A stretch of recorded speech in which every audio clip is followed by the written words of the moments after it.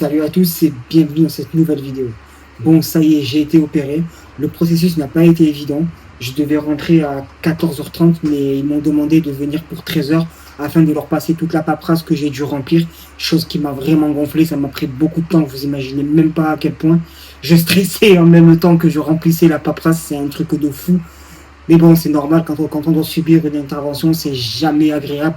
Qu'on ait l'habitude ou pas, c'est toujours un peu stressant. Après ça, la personne de l'accueil m'envoie au deuxième étage, il me semble, non, au premier étage, à l'étage des hospitalisations, parce qu'à la base, j'étais censé rester 24 heures, mais finalement, ils ont décidé de m'opérer en ambulatoire, ce qui fait que j'ai dû changer d'étage pour aller à l'ambulatoire, tout un trafic. J'ai attendu un petit moment que l'infirmière m'appelle, donc j'ai attendu. Après ça, je suis rentré dans la chambre. J'ai attendu... attendez. J'ai attendu 3 heures avant d'être pris. Parce qu'à la base, je devais rentrer à 14h30, mais je suis rentré au bloc à 16h30. Je suis resté jusqu'à un petit moment. J'ai attendu une bonne demi-heure dans le bloc avant d'être pris.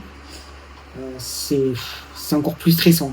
Quand on attend comme ça, c'est super stressant. Bien sûr, je vous précise que j'avais quand même reçu la veille un appel de la secrétaire du chirurgien afin de me dire que finalement il y aura une possibilité, si tout se passe bien, que ça se passe en ambulatoire et pas en hospitalisation. Donc du coup je n'étais pas surpris. Mais la secrétaire m'avait envoyé en hospitalisation parce que pour elle c'était l'hospitalisation vu que j'avais signé les papiers pour l'hospitalisation. Chose qui est normale, je peux pas y en tenir rigueur. Voilà. En plus j'étais super stressé, encore une fois j'avais tout fait, j'avais rien mangé depuis 21h30 la veille, j'avais juste pris mes cachets, mais c'est tout. J'ai fait la douche post-opératoire vers 5h du matin parce que bien évidemment par le stress je n'ai pas dormi de la nuit. Ah ouais, non mais c'était dingue parce qu'en plus je vous ai dit, j'ai jamais eu d'opération de ma vie à part oui pour les drains quand j'étais tout petit, mais je m'en rappelle pas. Donc ouais, quand c'est une première comme ça, quand tu es grand et que tu vois tout ce qui se passe, tu stresses. Mais après coup, je me suis rendu compte que c'était rien en fait. Bien sûr, tu as encore une préopération une fois rentré dans la salle. Ils te font mettre des vêtements spécifiques.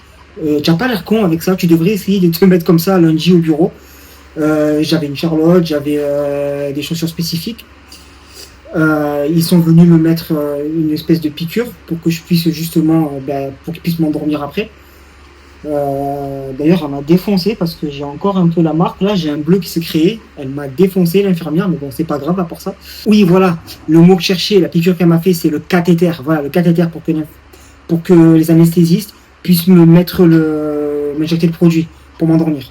Et après ça, c'est ce que je vous ai dit, j'ai attendu de 14h à 16h30 avant d'être pris, alors qu'à la base je devais être pris à 14h30.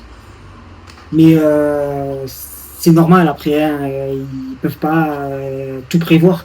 Les opérations peuvent durer plus longtemps que prévu, donc j'ai attendu jusqu'à 16h, 16h30. C'est pas grave, hein, c'est comme ça, je peux pas leur en vouloir encore une fois. Hein. Par contre, c'est impressionnant, hein, quand on rentre au bloc, ils nous installent, ils nous font nous installer si on peut. Elle nous injecte le produit, elle nous dit de respirer ou de compter jusqu'à 10. Tu fais 1, 2, tu t'endors, 2 secondes après, tu te réveilles dans la salle de réveil, quoi. C'est impressionnant. Le temps qu'on ne le voit pas passer, c'est un truc de fou. Mais attendez, parce que c'est pas ça le pire. Ça aurait pu se finir comme ça, tout va bien, je rentre chez moi. Mais non, parce que rien ne s'est passé comme prévu. Et ça, c'est sûrement le passage que vous attendez depuis le début de la vidéo. Bande de sadiques, quoi. Non, rien ne s'est passé comme prévu. Pourquoi? Parce que le diagnostic qu'avait fait le chirurgien à la base, au moment de l'agrandissement, il était prêt à me faire ce qu'il allait faire. Et il s'est rendu compte que c'était tout simplement pas ce qu'il y pensait. Il a pris les analyses, les a envoyées à un médecin, qui le médecin a dit ce que c'était. Et de là, il m'a enlevé quelques trucs quand même, ce qui fait que j'ai quand même beaucoup moins mal, je peux marcher, j'ai plus besoin de la canne. Donc ça, c'est une bonne chose. Il m'a quand même apaisé d'une douleur, mais le problème, c'est que il va devoir m'opérer plus longtemps que prévu. Il va me suivre pendant plus longtemps, en gros. C'est-à-dire que je vais avoir une opération, je vais avoir un truc pendant 2 mois. Après, il va devoir me l'enlever pour me remettre tous les trucs en place. Donc, je vais avoir une deuxième opération. Après, j'imagine que je vais attendre un petit peu le temps que tout cicatrise, que tout aille bien. Et après ça, j'aurai sûrement une 3e opération. Parce que là, il voudra m'enlever ce qui vraiment me gêne depuis des mois déjà. Tout ce qui me tiraille. Voilà. Et depuis, ben voilà, ça m'avait un petit peu stressé, tout ça. Je lui ai demandé ce que c'était. Il m'a dit c'est une tumeur, mais c'est une tumeur bénigne. Il n'y a pas besoin de s'inquiéter. Dans tous les cas, moi je vais vous suivre, vous inquiétez pas. Voilà, j'étais un peu, voilà, je savais pas trop quoi en penser, mais j'avoue que maintenant je suis moins stressé parce que j'ai eu l'anesthésie, j'ai eu tout ça, donc maintenant je sais comment ça se passe, ce qui fait que j'ai un peu moins peur. Mais je reconnais que quand il m'a dit ça, ça m'a fait un peu flipper, même si je ne l'ai pas montré au chirurgien quand il me l'a annoncé. Mais bon, après, m'a quand même dit, voilà, euh, si vous voulez, si vous êtes d'accord, je vous le fais. Je lui ai dit, ben, si je suis d'accord, dans tous les cas, j'ai pas le choix, faut le faire, je le fais. Il faut que je me soigne, c'est important dans tous les cas. Et le plus marrant, c'est qu'il s'est excusé, quoi, de m'avoir donné un mauvais diagnostic et de m'avoir un peu incendié par rapport à ça, quoi. Donc, je vais pas demander de s'excuser, là, il n'y a pas à s'excuser, hein. Ça arrive, les mauvais diagnostics, tout le monde en fait, je peux pas y en vouloir pour ça, hein. C'est les risques du métier, quoi, comme on dit, hein. Mais j'avoue que ça fait quand même plaisir d'entendre des excuses non sollicitées quand même. Ça, c'est touchant, ça prouve qu'il est quand même sérieux et que c'est quelqu'un, voilà, c'est quelqu'un de bien, de droit, il fait bien les choses, il est honnête, il passe pas par quatre chemins, il dit les choses franchement, et ça, c'est ce que j'aime. Voilà, tout simplement. Et pour ce qui est de la douleur au quotidien, ben, c'est simple, je suis sorti hier ou avant-hier à peu près. Et pour le moment, je n'ai aucune douleur, tout va bien, ça va beaucoup mieux. Et à peine sorti, ouais, j'ai pu marcher, franchement, j'ai pas eu de mal, j'ai pas eu besoin qu'on m'aide, rien du tout. J'ai eu juste un petit peu la fatigue d'après l'anesthésie, tout simplement. J'étais un peu dans les vapes. Mais en soi, sinon, à part ça, tout allait plutôt bien, hein. J'ai d'ailleurs, pour le moment, pas de traitement, donc c'est plutôt positif. Bien sûr, sûrement qu'après j'en aurai, parce que là, ça sera beaucoup plus important. Mais pour l'instant, je n'ai pas de traitement. Bien sûr, je suis toujours suivi par des infirmières, ça c'est important. Mais à part ça, c'est tout, hein. J'ai pas de traitement et ça, c'est cool. Mais c'est vraiment quelque chose que je ne souhaite à personne, même pas à mon pire ennemi. Et bien sûr, après, j'avais quand même un gros avantage, c'est que je n'étais pas seul, j'avais ma famille avec moi, j'avais ma grand-mère qui était restée dans la chambre tout le long de mon opération, même avant. J'avais mes parents à distance, par téléphone, donc franchement, j'étais pas seul, j'étais vraiment soutenu, quoi. Et ça fait plaisir, ça fait du bien, ça aide un petit peu à réconforter et tout ça. Et le truc, c'est que le médecin, ce qu'il m'a dit, c'est que vous avez quand même une maladie rare.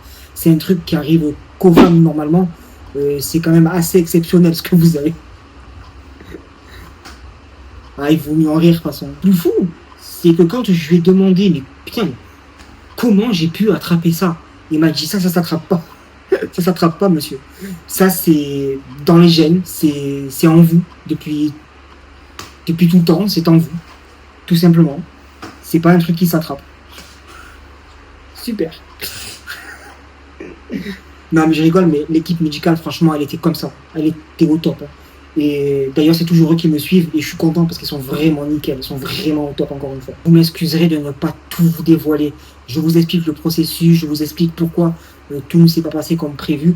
Mais je peux pas tout vous dévoiler non plus. Je peux pas vous dire exactement ce que j'ai. J'aime bien garder une part de mystère quand même. C'est bien. C'est important pour moi de pas tout vous dévoiler aussi. Il y a certaines choses qu'il vaut mieux garder pour soi. Très franchement. En tout cas, il y a une chose que je me rends compte qui a un petit peu rien à voir, excusez-moi. Ça fait plusieurs vidéos que je fais un petit peu en improvisation comme ça, parce que d'habitude, je les prépare, je les travaille beaucoup plus que ça, j'écris même certaines choses, que là, franchement, c'est tout à l'impro, donc franchement, c'est cool. En plus d'être un super bon exercice pour l'élocution, je trouve que c'est beaucoup plus naturel, c'est beaucoup plus... Attention, plus naturel, plus humain, ne veut pas dire plus simple, pas du tout.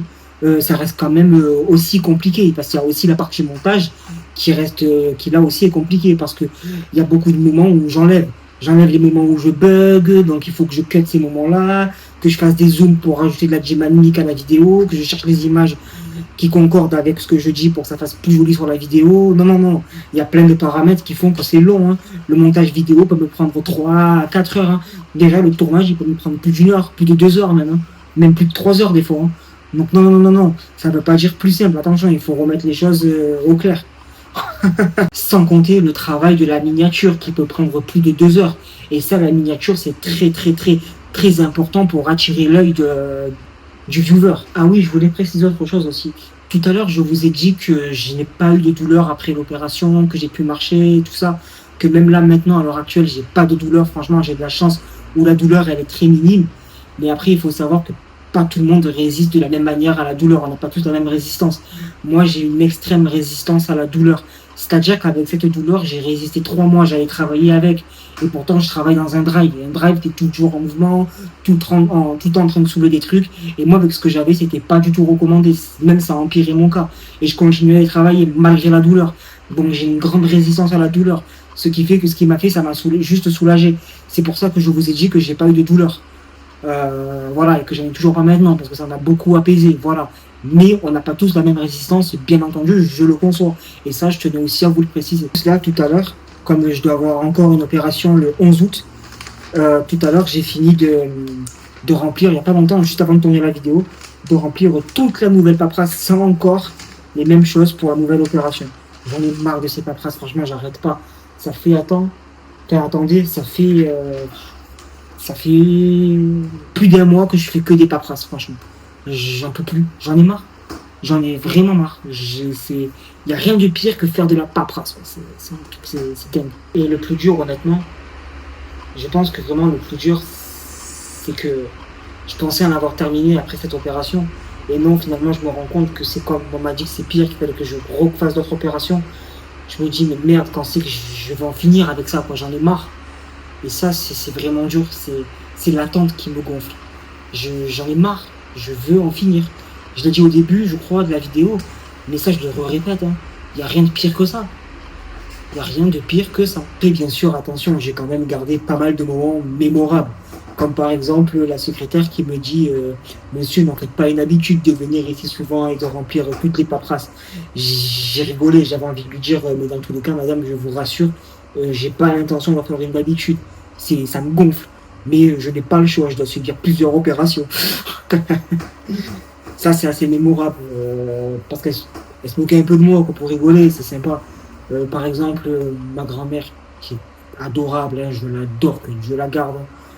Mais elle veut trop monopoliser la conversation, elle veut trop m'aider et ça c'est pas bon, je veux dire, j'ai quand même 27 piges, je suis quand même capable de me débrouiller seul, j'ai 27 ans, je veux dire, j'ai pas besoin d'elle pour tout faire. Donc voilà, donc ça c'est quand même un bon moment, c'est rigolo, enfin maintenant c'est drôle, mais sur le moment ça l'était pas par exemple. Enfin voilà, des trucs comme ça, plein de petits broutilles comme ça qui en font maintenant un moment mémorable. Quoi qu'il en soit, c'était important pour moi de vous en parler, car je reconnais que ça n'a pas été, ce n'est toujours pas un moment facile, quoi. Mais bon, quoi qu'il en soit, encore une fois, la vidéo touche à sa fin. Je vous remercie de l'avoir suivi jusqu'au bout, si tel est le cas. Pensez à vous abonner, à liker et activer les notifications. C'est très important si vous aimez ce genre de vidéo. Et moi, je vous dis à bientôt pour la prochaine.